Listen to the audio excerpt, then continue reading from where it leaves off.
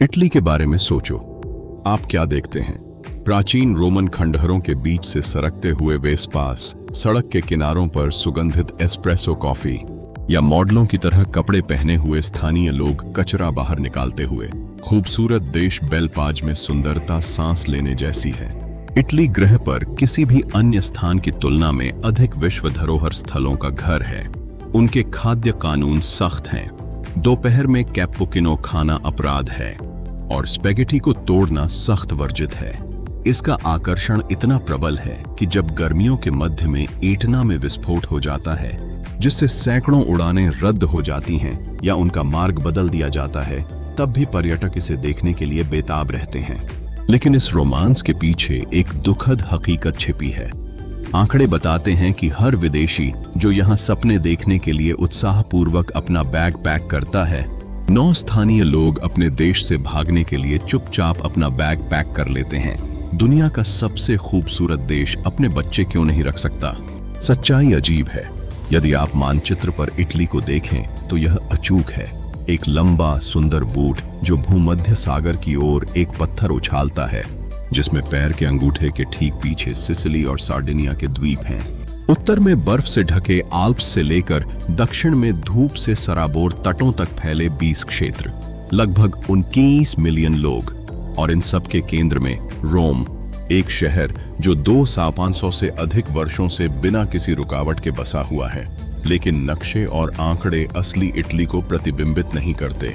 इससे पहले कि हम गहराई में जाएं, आप इस समय दुनिया में कहां से हमें देख रहे हैं? टिप्पणियों में अपना शहर या देश छोड़ें। हमें यह देखना अच्छा लगता है कि इटली का आकर्षण कहां तक फैला हुआ है। इटालियंस के पास इसके लिए एक मुहावरा भी है, बेला फिगुरा, शब्द दर शब्द अनुवादित। इसका अर्थ है सुंदर आकृति। लेकिन वह मुद्दा चूक गया। खूबसूरत फिगर का मतलब संवरना नहीं है। यह गरिमा के साथ दिन का सामना करने, अपना सर्वश्रेष्ठ स्वरूप दिखाने और जो भी आपके सामने है उसे सम्मान देने का एक तरीका है। वह एक बूढ़े इतालवी व्यक्ति को रोटी खरीदने के लिए बाहर जाते हुए देखता है। उसकी कमीज इस्त्री की हुई है, उसके जूते साफ हैं, वह कहीं विशेष नहीं जा रहा है, वह कभी भी गंदे दिखने के बारे में नहीं सोचेगा। कचरा उठाती एक दादी अभी भी दालान के दर्पण में अपना प्रतिबिंब देख रही है। यह घमंड नहीं है, बल्कि यह आत्मसम्मान को प्रकट करने के बारे में है। इटालियंस इसे एक लालित्य के रूप में वर्णित करते हैं जो डीएनए में रहता है, कुछ ऐसा जो अवशोषित हो जाता है, वास्तव में कभी सिखाया नहीं जाता है, और जिसका प्रतिरूप छाया में होता है। खूबसूरत फिगर अच्छा प्रभाव डालने के लिए होता है, गोरा फिगर बनाना घटिया फिगर बनाना है। और बाद का मौन भय लोगों के कपड़े पहनने के तरीके, वे कैसे स्वागत करते हैं, वे कैसे उपहार देते हैं, वे सार्वजनिक रूप से कैसे व्यवहार करते हैं, को आकार देते हैं। यहाँ जो छवि आप दूसरों के सामने पेश करते हैं वह सतही नहीं है। यह आपके आसपास की दुनिया के साथ एक तरह का अनकहा अनुबंध है। और बेला फिगुरा सिर्फ इटालियन कैसे व्यवहार करते हैं इसके बारे में नहीं है, इसकी शक्ल में लिखा है। और कहीं नहीं, कई लोग कहेंगे इटली की महिलाओं से अधिक। यहाँ आश्चर्यजनक हिस्सा आता है। इतालवी सुंदरता का सही माप या विशेषताओं से बहुत कम लेना देना है। यह एक महिला के जीने के तरीके, उसके आत्मविश्वास और कमरे में उसकी उपस्थिति का एक संयोजन है। चेहरा तो इसका एक छोटा सा हिस्सा है। भीतर जो रहस्य छिपा है उसका वर्णन करने के लिए एक शब्द है, स्प्रेज़ातुरा। इसका मतलब है एक तरह की सोची समझी लापरवाही, एक सौंदर्य जो पूरी तरह से प्राकृतिक लगता है, हालांकि यह बिल्कुल भी नहीं है। ढीले और लहराते बाल, भूमध्य सागरीय सूरज के नीचे गर्म और स्वस्थ त्वचा, मेकअप बहुत हल्का, लगभग अदृश्य था। और इटालियन महिलाएं उम्र की झुर्रियों को छुपाने की बजाय अक्सर इसका सबूत बनकर दिखावा करती हैं। एक ऐसे जीवन का प्रमाण जो सचमुच जिया गया, हंसी मजाक और अर्थ के साथ जिया गया। यह शब्द स्वयं 5 शताब्दी पुराना है, जिसका जन्म पुनर्जागरण के दरबार में हुआ था, जहां प्राकृतिक दिखना सर्वोच्च कला माना जाता था। शैली भी प्रयास की बजाय सहज प्रवृत्ति से उत्पन्न होती है। वह हर गुजरते चलन का पीछा नहीं करती, इसके बजाय उस कट को चुनें जो आपके फिगर को सबसे अच्छा निखारे। कपड़ा गुणवत्तापूर्ण लगता है, वह छोटा सा विवरण जो संपूर्णता को पूरा करता है। धूप का चश्मा की एक जोड़ी, एक रेशमी दुपट्टा जो कम घिसा हुआ दिखने के लिए पर्याप्त रूप से बुना हुआ है, एक आत्मविश्वास के साथ जो मजबूत होता है। और उस अनुग्रह के नीचे एक रीढ़ की हड्डी है। इतालवी महिलाएं आमतौर पर स्नेही और अपने परिवार के प्रति गहराई से समर्पित होती हैं, लेकिन स्वतंत्र और मजबूत। एक नरम गर्म आवाज, हाथ जो ऐसे चलते हैं मानो कोई दूसरी भाषा बोल रहे हों। बोलने का एक ऐसा तरीका जो आपको पकड़ लेता है और छोड़ता नहीं। यदि आप इसे एक साथ देखें तो आप समझ जाएंगे कि क्यों दुनिया इसे बंद करने की कोशिश करती रहती है और विफल रहती है। यह कभी भी एक नजर नहीं थी, यह अपने आप के साथ पूरी तरह से सहज महसूस करने की सहजता थी। हमने इस वीडियो में अपना सारा प्रयास लगा दिया है। यदि इन शुरुआती कुछ मिनटों ने आपको मुस्कुराने पर मजबूर कर दिया है तो पसंद करें बटन दबाएं और पसंद करें छोड़ दें। ईमानदारी से कहें तो यह हमारे लिए बहुत मायने रखता है और अधिक लोगों को इटली की खोज करने में मदद करता है। लेकिन इस प्राकृतिक सौंदर्य के पीछे एक कड़वा सच छिपा है जिसकी ओर हम अंत से पहले लौटेंगे। कृपा के प्रति यह समर्पण व्यक्ति विशेष तक सीमित नहीं है। यह सड़कों, चौराहों, इतालवी दिवस की संपूर्ण लय में बहता है। यहीं पर देश को अपना सबसे पुराना उपनाम मिलता है, बेल पाज, खूबसूरत देश। इटालियंस ने रोजमर्रा की जिंदगी को एक कला के करीब बना दिया है। वे इसे ला डोल्से वीटा, मधुर जीवन कहते हैं, और इसका मधुर जुड़वां ला डोल्से फार निएंटे, कुछ न करने की मिठास। यह एस्प्रेसो ही है जिसे बार में खड़े खड़े 3 धीमे घूंट में पिया जाता है। यह सूर्यास्त के समय का आनंद है, एक पेय और कुछ भोजन, जबकि दिन में धीरे धीरे इसकी ताकत कम हो जाती है। फिर दोपहर के ठंडे घंटों के दौरान पूरे शहर ला पसाटा नामक एक अनुष्ठान करते हैं। लोग अच्छे कपड़े पहनते हैं और मुख्य सड़क पर टहलते हैं, पड़ोसियों का अभिवादन करते हैं, बातचीत करने, देखने और देखे जाने के लिए रुकते हैं। यह बाहर आयोजित बेलफिगर है, कोई व्यायाम नहीं, कोई काम काज नहीं, बस अपने लोगों के बीच सबसे अच्छे दिखने की खुशी, और ऐसा करते समय उनकी बातें सुने। इटली में हाथ व्यावहारिक रूप से दूसरी भाषा है। पूरी बातचीत हवा में प्रकट होती है, उंगलियों द्वारा आकार दी जाती है, एक आवाज द्वारा संचालित होती है जो संगीत की तरह उठती और गिरती है। रात का खाना शायद ही कभी 8 या 9 बजे से पहले शुरू होता है और कोई भी घड़ी नहीं देखता है। भोजन ईंधन भरने वाला पड़ाव नहीं है, पूरी शाम का यही लक्ष्य है। इस दुनिया से बाहर जल्दबाजी के माहौल में पले बढ़े किसी व्यक्ति को यह सब थोड़ा आलसी लग सकता है। यह बिल्कुल विपरीत है। यह एक ऐसा देश है जिसने बहुत पहले ही तय कर लिया था कि जीवन को इस बात से मापा जाता है कि इसका कितना पूरा आनंद लिया गया, न कि इससे कि इसे कितनी जल्दी जिया जाता है। और सुंदरता के प्रति इस समर्पण का मेज पर जितने उत्साह से बचाव किया गया है, उतना कहीं नहीं। इटालियन खाना सिर्फ खाना पकाने के बारे में नहीं है, यह अलिखित कानूनों का एक समूह है, और उन्हें तोड़ने से आपको मौन निराशा का एक बहुत ही इतालवी रूप मिलता है। कॉफी से शुरुआत करें। उबले हुए दूध के साथ एक कैपुचिनो सुबह और केवल सुबह का होता है। यदि आप दोपहर के भोजन के बाद एक ऑर्डर करते हैं तो आप आसानी से खुद को एक विदेशी के रूप में पहचान लेंगे। इटालियंस का मानना है कि भरे पेट पर ढेर सारा दूध भारी लगता है। भोजन के बाद उत्तर एक एस्प्रेसो है, छोटा, मजबूत, एक पल में निगल लिया गया, बार में खड़ा कर दिया गया। और उनका यही मतलब है। इस देश में एक दिन में लगभग 1 मिलियन कप कॉफी पी जाती है। लगभग सभी वयस्क इसे पीते हैं, उनमें से अधिकांश हर दिन। यहाँ कॉफी पीने का रिवाज नहीं है, यह एक विराम चिन्ह है, वह छोटा सा ठहराव जो घंटों बीतने में बाधा डालता है। और फिर पिज्जा है, और यहाँ इटली के पास गर्व का एक वास्तविक स्रोत है।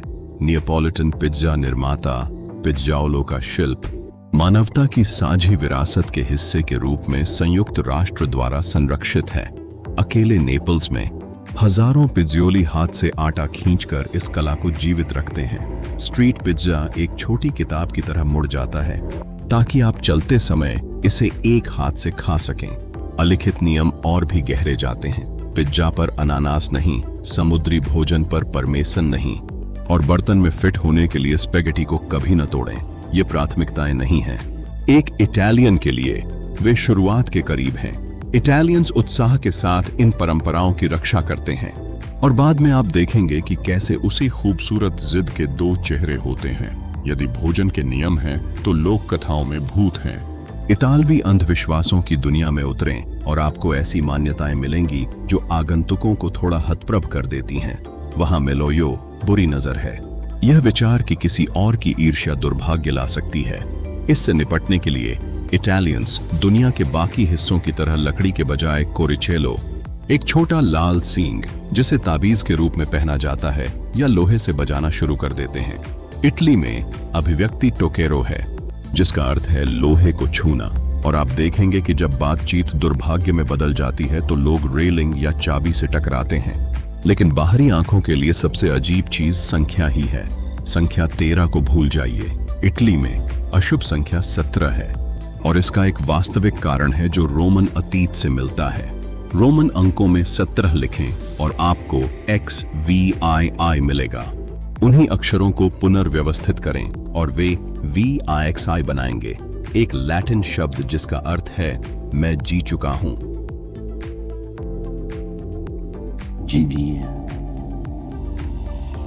जिसका अर्थ है कि मेरा जीवन समाप्त हो गया है। शब्दों पर उस सरल और विभत्स खेल के वास्तविक परिणाम होते हैं। कुछ इतालवी इमारतों में लिफ्ट 17वीं मंजिल को पूरी तरह से छोड़ देती है, सीधे 16वीं से 18वीं मंजिल तक जाती है। एयरलाइन अलातालिया ने अपने विमानों की पंक्ति 17 को भी छोड़ दिया और साल में एक बार अगस्त के मध्य की गर्मी में वस्तुतः पूरा देश फेरगुस्टो नामक छुट्टी मनाने के लिए अपने दरवाजे बंद कर देता है। यह परंपरा रोमन सम्राट ऑगस्टस के समय से चली आ रही है। दुकानें बंद, शहर खाली, परिवार तट की ओर जा रहे हैं। इटली में कुछ चीजें उस देश से भी पुरानी हैं जो उन्हें संरक्षित करके रखता है। इनमें से कुछ मान्यताएं केवल परंपरा हैं, लेकिन अन्य वास्तविक कानून बन गए हैं और किसी की सोच से भी अधिक अजनबी हैं, खासकर यदि आप एक पर्यटक के रूप में आते हैं। वेनिस में कबूतरों को दाना डालना प्रतिबंधित है। यदि इसका अनुपालन नहीं किया गया तो जुर्माना लगभग $550 तक हो सकता है। यह तब तक बेतुका लगता है जब तक आप नहीं जानते कि क्यों। पक्षी और उनकी बीट धीरे धीरे शहर के प्राचीन संगमरमर और पत्थर को नष्ट कर रहे थे। रोम में मशहूर स्पेनिश स्टेप्स पर बैठकर आराम करने की इजाजत नहीं है। यदि आप ऐसा करते हैं तो आप पर लगभग $2,750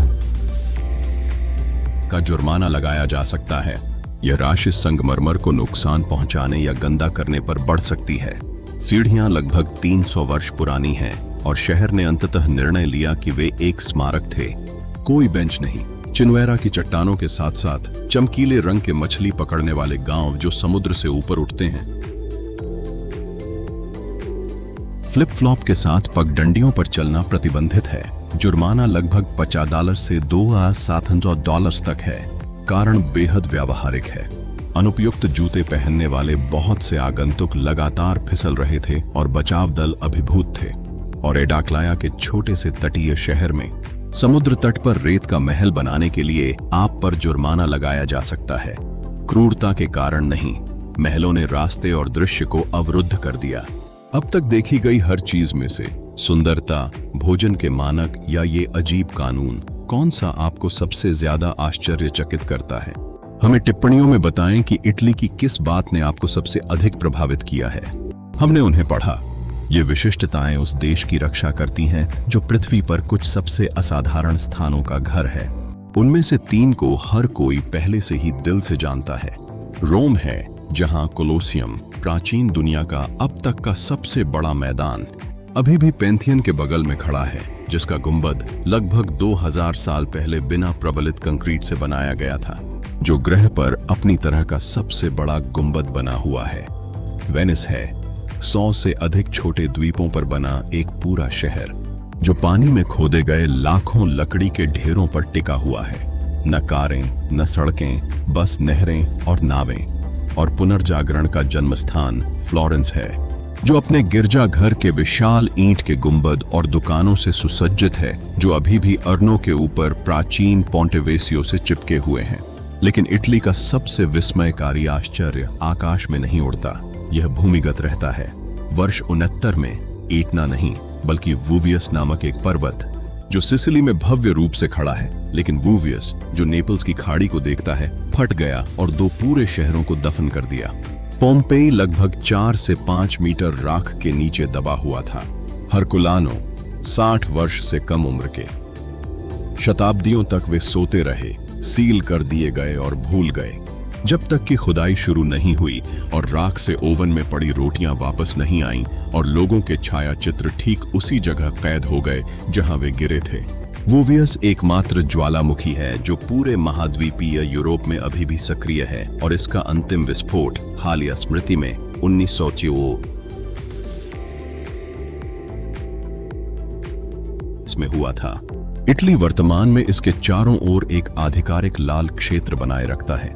यदि पहाड़ फिर से फटा तो 25 स्थानों पर फैले लगभग 700,000 लोगों को 72 घंटों के भीतर निकालना होगा। उनके ठीक पश्चिम में कुछ और भी बड़ा है। कैंपी फ्लेग्रे खाड़ी के नीचे स्थित एक सुपर ज्वालामुखी है जिसकी जमीन 2025 तक हिलती और ऊपर उठती रही है, जिसमें 1 किलोमीटर चौड़े गड्ढे के अंदर सैकड़ों हजार लोग रहते हैं। वैज्ञानिक अब इसे राष्ट्रीय चिंता मानते हैं, लेकिन रोम, वेनिस और फ्लोरेंस इटली के वो चेहरे हैं जिन्हें हर कोई पहले से ही जानता है।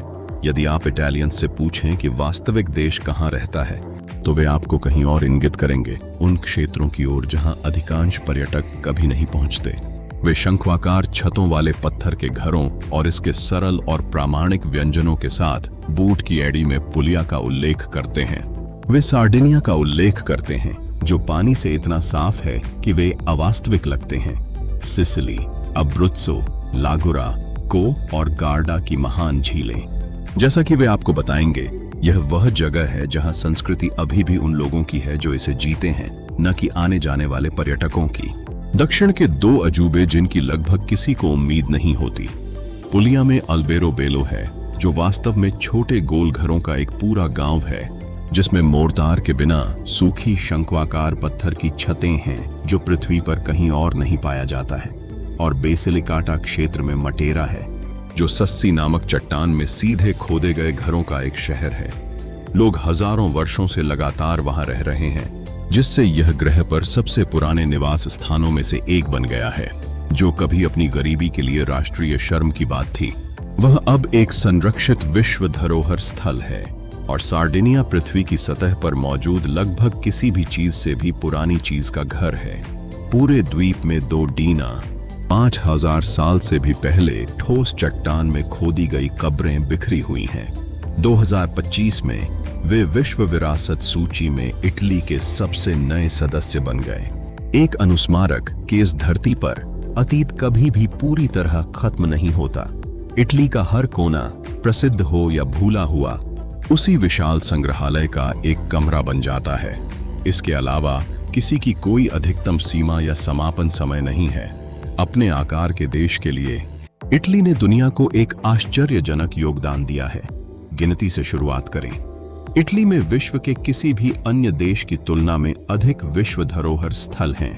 2050 तक उनमें से 61 चीन से थोड़ा आगे।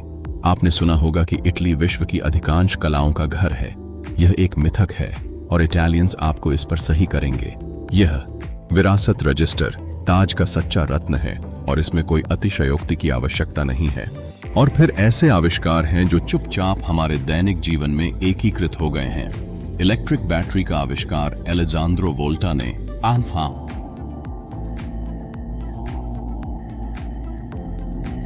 में किया था। उनका नाम वॉल्ट शब्द में आज भी मौजूद है। गुल्मो मारोनी रेडियो पियानो का निर्माण वर्ष 1700 के आसपास बार्टुमो क्रिस्टोफोरी द्वारा किया गया था। 1612 का एक प्राचीन सैंटू थर्मामीटर चश्मे का आविष्कार 13वीं शताब्दी के अंत में इटली में हुआ था। आधुनिक बैंकिंग को 600 साल पहले फ्लोरेंस के मेडिसी परिवार ने आकार दिया था। यहां तक कि पहली एस्प्रेसो मशीन का पेटेंट भी ट्यूरिन में हुआ था। किसी भी सुबह में जाएं और आपको अभी भी इतालवी विचार मिलेंगे और सीखने का उद्गम स्थल भी यही है। 1888 में स्थापित बोलोग्ना विश्वविद्यालय दुनिया का सबसे पुराना विश्वविद्यालय है जो आज भी पढ़ा रहा है। इस समय इसकी कक्षाओं में 90,000 से अधिक छात्र पढ़ते हैं। यह पुनर्जागरण का देश है। वह भूमि जिसने हमें लियोनार्डो, माइकल एंजेलो और गैलीलियो दिए। वह स्थान जहां पहली बार कला और विज्ञान ने साथ साथ चलना सीखा। ऐसे देश के लिए जिसने दूसरों को बहुत कुछ दिया है, इटली अपनी प्राचीनता में एक आश्चर्यजनक विरोधाभास छुपाता है। यहाँ विरोधाभास है। रोमन साम्राज्य लगभग 2,700 वर्ष पुराना है। उनकी भाषा, उनके कानून, उनके तरीके अभी भी हमारी दुनिया की सतह के नीचे मौजूद हैं। और फिर भी जिस देश को हम इटली कहते हैं, वह एकीकृत, अद्वितीय, एक ही झंडे वाला देश है, जिसका जन्म केवल 1861 में हुआ था, जो पृथ्वी पर लगभग किसी भी सभ्यता से पुराना है और संयुक्त राज्य अमेरिका की तुलना में एक राष्ट्र के रूप में युवा है। एक दादी लड़की होने का नाटक कर रही है। विचित्रता यहीं खत्म नहीं होती। इटली के भीतर 2 अन्य बिल्कुल अलग देश हैं। उनमें से एक वेटिकन सिटी है, जो दुनिया का सबसे छोटा देश है, जिसका क्षेत्रफल लगभग 1 वर्ग मील का 5वां हिस्सा है और आबादी 900 से कम है। दूसरा सैन मैरिनो है, जो एक पहाड़ में बसा है, जो ग्रह पर सबसे पुराना गणराज्य होने का दावा करता है, जिसकी स्थापना वर्ष 308 में हुई थी। एक ऐसा देश जिसे कार द्वारा कुछ ही मिनटों में पार किया जा सकता है और जो अपने आसपास के सभी साम्राज्यों से बच गया है। ऐसा लगता है कि इटली के पास विरोधियों को एक ही हाथ में रखने का गुण है। बूढ़े और जवान, विशाल प्रभाव, लेकिन कुछ पहलुओं में छोटी सीमाएं। और सभी विरोधाभासों में से सबसे गर्म विरोधाभास इतालवी घरों के अंदर चुपचाप रहता है। आधुनिक दुनिया के अधिकांश हिस्सों में बूढ़े होने का मतलब कहीं और भेजा जाना है। एक घर, एक सुविधा, आपके द्वारा पाले गए लोगों से दूर एक कमरा। इटली में इसका अर्थ अक्सर विपरीत होता है। दादा दादी, माता पिता और बच्चे अंत तक एक ही छत के नीचे या कुछ दरवाजों की दूरी पर रहते हैं। कई इटालियन इस विकल्प को अजीब, थोड़ा दुखद भी मानते हैं। यहाँ बूढ़े होने का मतलब निष्कासित होना नहीं है।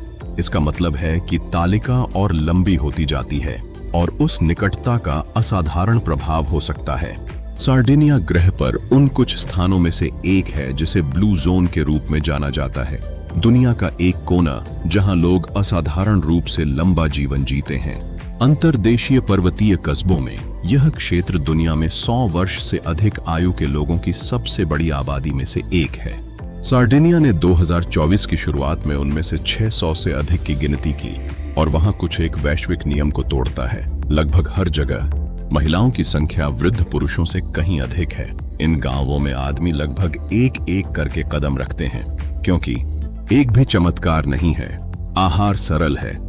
फलियां, साबुत अनाज, भेड़ और बकरी पनीर, थोड़ी शराब, थोड़ा मांस। लोग पैदल चलते हैं क्योंकि इलाका ढलान वाला है और वे हमेशा ऐसा करते हैं। और समुदाय एक साथ रहता है। किसी को भी बूढ़ा होने के लिए अकेला नहीं छोड़ा जाता। यह सिर्फ भोजन के बारे में नहीं है और यह सिर्फ पहाड़ों के बारे में नहीं है।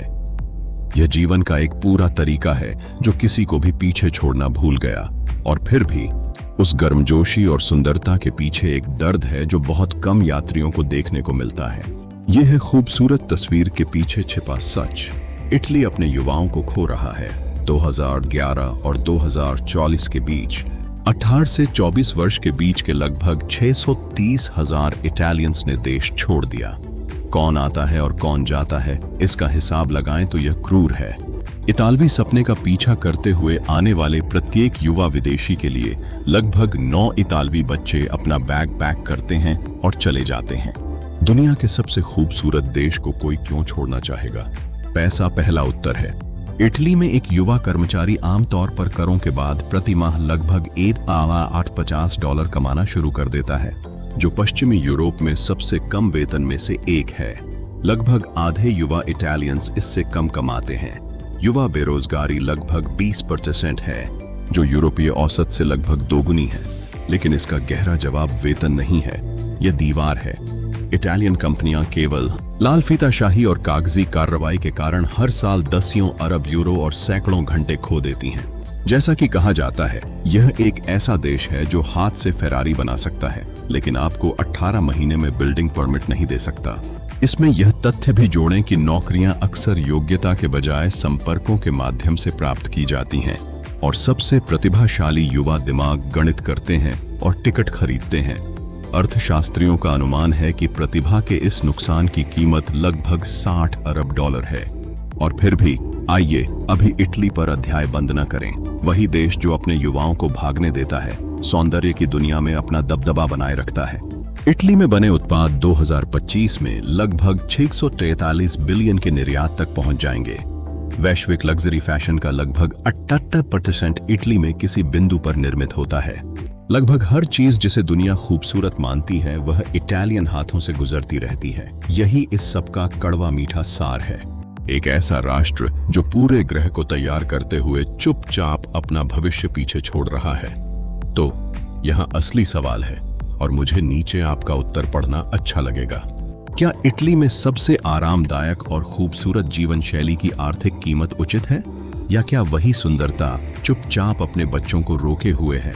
हमें बताएं कि आप किस पक्ष में थे। यह विरोधाभास कहीं भी उस योजना से अधिक अजीब नहीं है जो दुनिया भर में सुर्खियां बनी। इतालवी घर मात्र 51 से बिक्री के लिए। इटली में एक घर के लिए $1 से थोड़ा अधिक। यह सच होने के लिए बहुत अच्छा लगता है, और इसका एक कारण है। €1 की कीमत केवल पहला कदम है। 70 से अधिक कस्बों, जिनमें से कई सिसिली में हैं, ने उन गांवों को पुनर्जीवित करने की उम्मीद में ये कार्यक्रम शुरू किए हैं जो आबादी विहीन हो रहे हैं। लेकिन एक बार जब आप हस्ताक्षर कर देते हैं तो वास्तविक संख्याएं आ जाती हैं। इन पुराने पत्थर के घरों में से एक को बहाल करने में औसतन $22,000 और $110,000 के बीच खर्च आता है। आमतौर पर आपको कई हजार की जमा राशि का भुगतान करना होगा। लगभग 3 वर्षों में काम खत्म करने का वादा करना होगा और वहां रहने या व्यवसाय खोलने के लिए प्रतिबद्ध होना होगा। और फिर यही कारण है कि शुरुआत में ये घर सस्ते थे। वे दूर दराज के पहाड़ी गांवों में बसते हैं जहां से युवा लोग पहले ही भाग चुके हैं। कई भूकंपीय क्षेत्रों में स्थित हैं। विरासत संरक्षण कानूनों में आमतौर पर यह आवश्यक होता है कि पुनर्निर्माण बिल्कुल पुरानी शैली में किया जाए, ईंट दर ईंट, जो धीमी और बहुत अधिक महंगी है। अगर हम इसमें स्थानीय नौकरशाही की सुस्ती को भी जोड़ दें तो आपके सपनों का घर एक ऐसा प्रोजेक्ट बन जाता है जो सालों तक चलेगा। 2025 के अंत तक अधिकांश बड़े कार्यक्रमों ने चुपचाप बंद कर दिया था या अपने नियम कड़े कर दिए थे। हालांकि सही व्यक्ति के लिए, जिसके पास बचत, धैर्य और अपने हाथों से निर्माण का सच्चा प्यार है, यह बिल्कुल वैसा ही हो सकता है जैसा दूर से दिखता है। एक पुरानी कार की अनुमानित कीमत पर इटली में एक घर, जाल और सपना, जैसा कि यहाँ हमेशा होता है, बिल्कुल वैसे ही हैं। वे खाली घर किसी अधिक गंभीर बात का लक्षण है। इटली चुपचाप जनसंख्या की कमी का सामना कर रहा है। 2025 में देश में लगभग 355,000 जन्म दर्ज किए गए, जो इसके आधुनिक इतिहास में सबसे कम संख्या है। वर्तमान में औसत इतालवी महिला के जीवन काल में 1 से थोड़ा अधिक बच्चे होते हैं, जो एक देश को नई प्रजनन प्रणाली उत्पन्न करने के लिए आवश्यक संख्या से बहुत कम है। पहली बार मां बनने वाली महिलाओं की औसत आयु लगभग 33 वर्ष है। आप्रवासन के बिना जनसंख्या पहले से ही अनियंत्रित दर से घट रही होगी। इसकी संस्कृति और निर्यात, फैशन, डिजाइन, पाक कला ग्रह पर सबसे प्रिय बने हुए हैं। इसका पर्यटन क्षेत्र दुनिया में सबसे सक्रिय में से एक है। इसके निवासी कई वर्षों तक जीवित रहते हैं और अच्छे स्वास्थ्य का आनंद लेते हैं। एक ऐसे राष्ट्र में एक अजीब, जिद्दी अनुग्रह है जो कागज पर संघर्ष कर रहा है लेकिन अपनी मृत्यु के बाद भी जीवित है। एक इटालियन दर्शक ने अपने देश का सटीक वर्णन किया।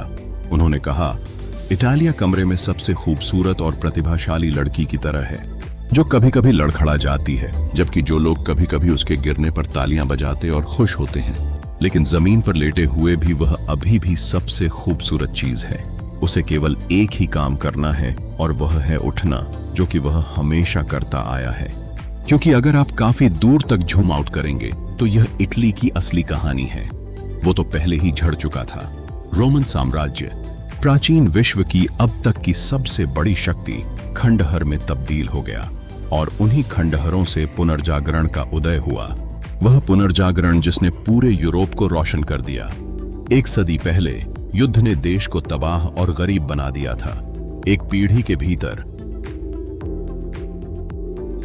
इटली डिजाइन की विश्व राजधानियों में से एक बन गया। बेला फिगुरा शुरू से ही यही कहना चाहती थी। यह घमंड नहीं है, यह कोई पहनावा नहीं है, यह वह तरीका है जिससे संपूर्ण राष्ट्र कठिनाइयों के बीच भी अपनी गरिमा और सुंदरता को बनाए रखता है। कठिन सुबह में स्त्री की हुई शर्ट, कठिन वर्ष में सुरुचिपूर्ण भाव, यह खूबसूरत बने रहने के अनुशासन के बारे में है, खासकर जब ऐसा न करना आसान हो। और इसलिए हम वहीं समाप्त करते हैं जहां से हमने शुरू किया था। एक महिला शांत आत्मविश्वास के साथ धूप वाली सड़क पर चल रही है। एक बूढ़ा आदमी अपनी रोटी सावधानी से खरीदता है। एक ऐसा तट जिसने साम्राज्यों को उभरते और खत्म होते देखा है और जो उस पूरे समय स्वर्णिम बना रहा। खूबसूरती कभी भी सिर्फ त्वचा तक ही सीमित नहीं होती, यह सदैव एक प्रकार की शक्ति थी। यदि आज इटली ने आपको थोड़ा भी प्रभावित किया है तो एक लाइक और एक सदस्यता हमारे लिए बहुत मायने रखेगी। यह हमें इस तरह की कहानियां सुनाना जारी रखने की अनुमति देता है और हम बहुत आभारी होंगे। और यदि आप अधिक जानना चाहते हैं तो हम जल्द ही एक और खूबसूरत देश के बारे में एक रिपोर्ट प्रकाशित करेंगे जो भूमध्य सागर के दूसरी ओर समान खट्टे मीठे विरोधाभास का सामना करता है।